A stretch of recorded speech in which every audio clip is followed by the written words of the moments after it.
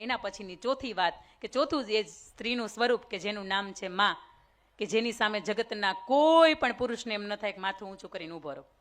એ એવું પાત્ર છે કે જેની સામે નમવાનું જ મન થાય, કારણ કે મુખેથી બોલું માં અને મને હાચે જે નાનપણ સાંભળે, પછી મોટપની મજા મને કડવી લાગે કાગડા. અને લંકા જીત્યા પછી લક્ષ્મણ રામને એવું કે ભાઈ લંકા ટાઢી બહુ, હોનું છે ને બહુ ટાઢું, તમે એક વખત અહીંયા અનુભવ તો કરો, અહીં કેવી હારી ટાઢક છે. અને ત્યારે પ્રભુ શ્રી રામ એવું કે લક્ષ્મણ તારી જો ટાઢકની અનુભૂતિ કરવી હોય ને તો એ ટાઢક હિમાલયની ગોદની અંદર પણ નથી, અને એ ટાઢક અહીંયા લંકાના હોનાની અંદર પણ નથી. જે ટાઢક કૌશલ્યાની ગોદની અંદર છે ને વિશ્વના ક્યાંય ખૂણાની અંદર એ ટાઢક નથી. સાહેબ માં એવું પાત્ર છે કે જો એને જગતના દરેક બાળકના લેખ લખવાના થાય ને સાહેબ, તો એ ક્યારેય જીવનની અંદર દુઃખ ન લખે, માત્ર સુખ લખે.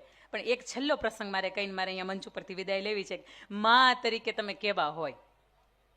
19 ફેબ્રુઆરી 1630નો એ સમય, આવા સમયગાળાની અંદર એક દિલ્હીનું રજવાડું કે ત્યાંથી એક હુકમ થાય, નાના નાના રજવાડા ઉપર તમે હુમલો કરો, અને નાના નાના રજવાડા ઉપર હુમલો કરીને એના રાજાને અને રાણીને મારી નાખો, એટલે એ રજવાડું છે ને આપણી અંદર ભળી જાય, આપણે મોટું સામ્રાજ્ય ઉભર કરવું છે, મુગલ સલ્તનત આપણે મોટી કરવી છે.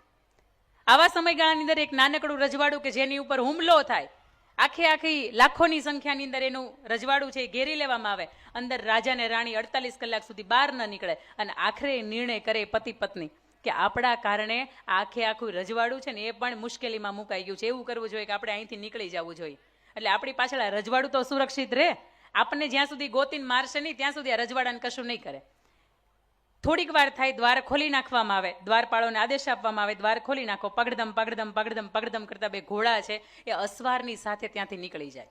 રસ્તામાં એવું બને કે કાંટા ભરેલું એક ગાડું આવે, અને આવા સમયગાળાની અંદર 20 ફૂટ જેટલું કાંટા ભરેલું ગાડું હોય આવતું હોય, એટલે પાછળથી એક ઘોડાનો અસવાર એવું કે હવે બસ પાછળથી લાખોની જે બાદશાહની ફૌજ છે આવે છે, આગળથી આ ગાડું આવે છે, હવે આપણો રસ્તો આપણે મધ્યની અંદર આવીને ઊભા રહી ગયા છીએ. જેમ અર્જુન બે સેનાઓની મધ્યની અંદર ઊભો હતો, આવી મૂંઝવણની અંદર આપણે ઊભા છીએ, શું કરી શકાય? તો કે અહીંયા અમુકને મારી નખાય ને કાં તો મરી જવાય, હવે આ ટાણું નથી ભાગી જવાનું. અને ત્યારે પાછળનો અસવાર એવું કહે છે કે તમે મને પરવાનગી આપો ને તો આ 20 ફૂટનું કાંટા ભરેલું ગાડું છે ને એ હું કુદાવી દઉં. એક અસવાર છે ને પરવાનગી આપે કે કઈ વાંધો નહીં દેવી, આપ કુદાવો. આ કાંટા ભરેલું ગાડું પહેલી જ વખત આટલું મોટું હાઇટની અંદર પણ હોય, જેટલી લંબાઈ હોય ને એટલી પહોળાઈ પણ હોય. આ કાંટા ઘરેલું ગાડું જે હતું, દેશની આર્ય નારી માતા જીજાબાઈ છે એ પહેલી જ વખત આમ કુદાવે. થોડીક વાર આગળ જાય એટલે શાહજી પણ એનું ગાડું છે એ કુદાવે. થોડીક વાર આગળ જાય એટલે પાછળ લાખોની બાદશાહની સેના, એનો એક જ ઉદ્દેશ કે આને મારી નાખવામાં આવે, આ રાજા રાણીને કાપી નાખવામાં આવે. આગળથી રાજા રાણી થોડાક આગળ જતા હોય એટલે માતા જીજાબાઈ શાહજીને એવું કે બસ રાજા, હવે મહારાજ તમે જતા રહ્યો અહીંયાથી, મને હવે ઘોડા ઉપર નહીં બેસાય. ત્યારે શાહજી છે એવું પૂછે છે કે આખી રાતની અંદર, એક રાતની અંદર 270 કિલોમીટરનું અંતર કાપ્યા પછી દેવી તમે એવું કહો છો કે મારાથી આ ગાડા ઉપર, મારાથી આ ઘોડા ઉપર નહીં બેસાય? અને ત્યારે આર્ય માતા જીજાબાઈ એવું કે તમે સમજો, મને બાળકને જન્મવાની તૈયારી છે, મને પ્રસવની પીડા ઉપડવાની તૈયારી છે, મને પૂરા માસ છે એ વીતી ગયા છે, અને હવે ક્ષણ બે ક્ષણની અંદર ક્યારે બાળક જન્મી જાય આ મને ખબર નથી. એટલા માટે તમે માતાજીની સોગંદ, તમને ગૌ માતાની સોગંદ, પણ તમે અહીંથી નીકળી જાઓ અને મને તમે અહીંયા આ હાલતની અંદર એકલી છોડી દો. મને હવે જે પણ થવું હોય એ થાય, આ ઈશ્વર છે મારે રખેવાળી કરવા માટે. પાછળ લાખોની બાદશાહની ફૌજ આવે છે, શાહજી છે એમને એ હાલતની અંદર છોડીને જતા રહે છે. થોડીક વાર આગળ જાય છે, એક ડુંગરાના સ્થળની અંદર એના તળેટી ઉપર એક હાથ પોતાના ભાલું પકડ્યું છે, એક હાથની અંદર ગર્ભની ઉપર છે, અને હળવેકથી પોતાનું ભાલું ટેકાવીને સ્ત્રી નીચે ઉતરે છે. એ લાખોની બાદશાહનો સેનાપતિ જુએ છે આ દ્રશ્યને જોઈને એવું કહે છે કે યા અલ્લાહ, હું આ શું જોઈ રહ્યો છું? હિન્દુસ્તાનની નારીની આ તાકાત!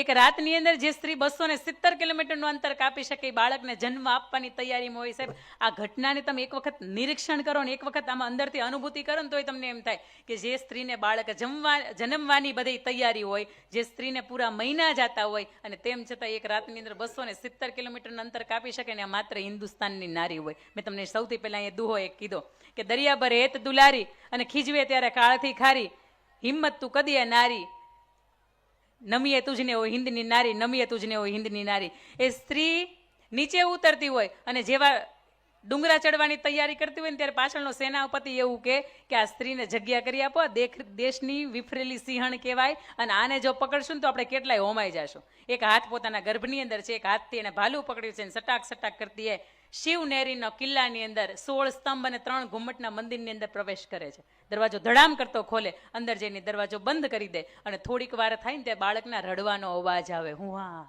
હુંવા હુંવા. અને આવા સમયગાળાની અંદર નીચેથી સેનાપતિ પૂછે છે કે બેન, કોણ જન્મ્યું છે, દીકરો કે દીકરી? જેની માં આટલી બધી તાકાતવાર હોય ને, એના દીકરાનું મારે એક વખત, એના સંતાનનું મારે એક વખત મોઢું જોવું છે, એનું સંતાન કેટલું તેજોમય હોય. અને ત્યારે સાહેબ લોહીથી લથપથતી સ્ત્રી ઉપરથી હુંકાર આપતા એટલો જવાબ આપે છે કે તારો કાળ, તારો બાપ શિવો જન્મ્યો છે. અને જે દિવસે 18 વર્ષની ઉંમરમાં તારી છાતીની અંદર એ ખંજર ભોકે ને, તે દિવસે તારાથી એનું મોઢું જોવાય, બાકી ત્યાં અત્યારે તારું એનું મોઢું જોવાય નહીં. જે સ્ત્રીને અમે કાળ હતો, જે સ્ત્રીની સામે મૃત્યુ હતું, જે સ્ત્રીને પતિનો સાથ નહોતો, જે સ્ત્રી ગર્ભાવસ્થાની અંદર બાળકને ક્યારે જન્મ થાય આવી તૈયારીની અંદર હતી, છતાંય તે માં હતી ને એટલા માટે હિંમત નહોતી હારી. અને ત્યારે રાષ્ટ્રીય કવિ ઝવેરચંદ મેઘાણી એવું લખે કે આભમાં ઉગેલ ચાંદલો ને માતા જીજાબાઈને આવ્યા બાળ, બાલુડાને માતા હી ચોળે ધણને ડુંગરા બોલ્યા. ડુંગરા બોલતા નહોતા. આ ઈ માતા એવું કહેતી હતી કે બેટા, જે ખાવું હોય એટલું ખાઈ લેજે, તારામાં તાકાત હોય ને એટલું ઊંઘી લેજે, તમને તાકાત હોય એટલું રમી લેજે, પણ આવનારો એવો સમય છે કે જ્યારે તારે હિન્દુ સ્વરાજની રક્ષણ કરવા માટે તારે ઊભું થવું પડશે.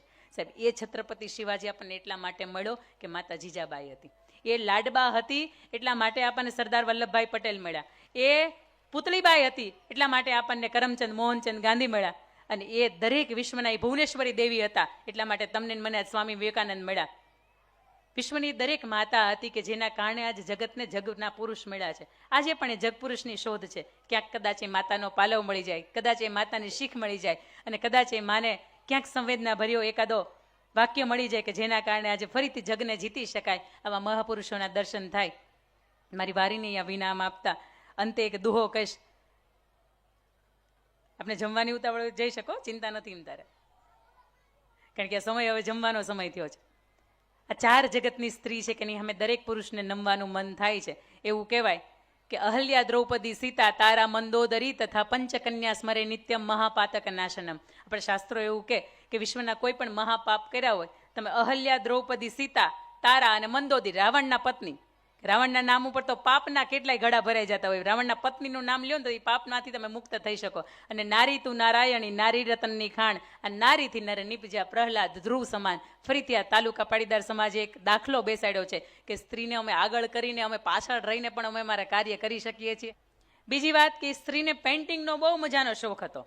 એ રાત દિવસ જ્યારે પણ એને સમય મળે ત્યારે સાહેબ એ પેઇન્ટિંગ બનાવે. અને વિદેશની અંદર આર્ટ એક્ઝિબિશન જ્યારે પણ થાય ત્યારે વિદેશની અંદર આર્ટના પોતાના જે રંગમંચ ભરાતા હોય એની અંદર પોતાના એક્ઝિબિશનની અંદર પોતાના ચિત્રો મોકલે.